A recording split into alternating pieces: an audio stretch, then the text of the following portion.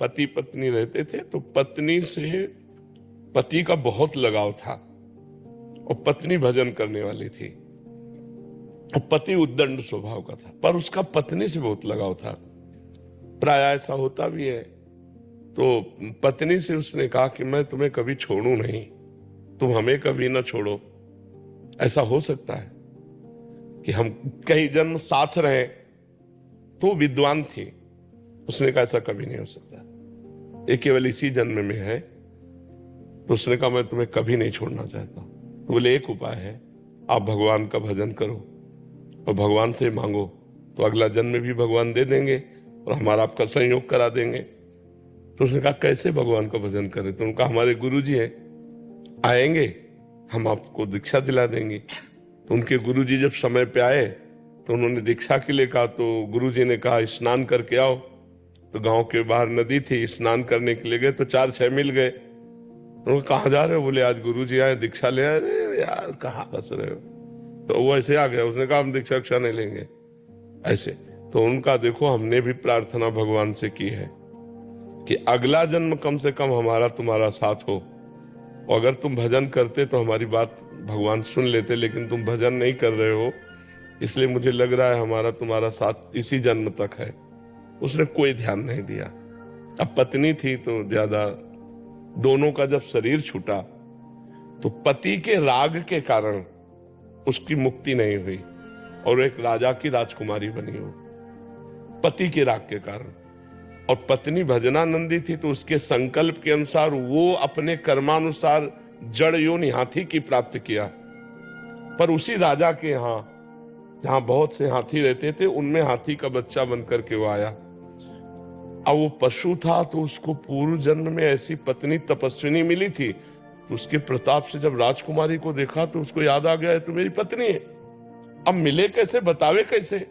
तो दूर से वो, जैसे कभी राजकुमारी हाथियों को देखने के जाती, वो चिल्लाता, लेकिन अब नजदीक जाने नहीं दे सकते। राजकुमारी का अलग, हाथी का अलग। जब राजकुमारी का स्वयंवर का दिन आया तो नए नए हाथियों को सजा के खड़ा किया, तो वो भी नौ किशोर अवस्था का हाथी हुआ, तो रो रहा था, खाना पीना सब छोड़ दिया था। तो महावत ने राजा से, इस हाथी को कोई रोग नहीं, हमने चेक करवाया, पर ये न खा रहा है न पी रहा है, रुदन आंसू चल रहे हैं इसके। राजकुमारी भजन करने वाली थी, उसने दृष्टि से हाथी की योनि में आया। उन्होंने कहा पिताजी 2 मिनट के लिए अगर हमें समय मिल जाए और मैं इस हाथी की औषधि कर सकती हूँ छूने मात्र से, तो उन्होंने कहा ये तो बहुत अच्छी बात है।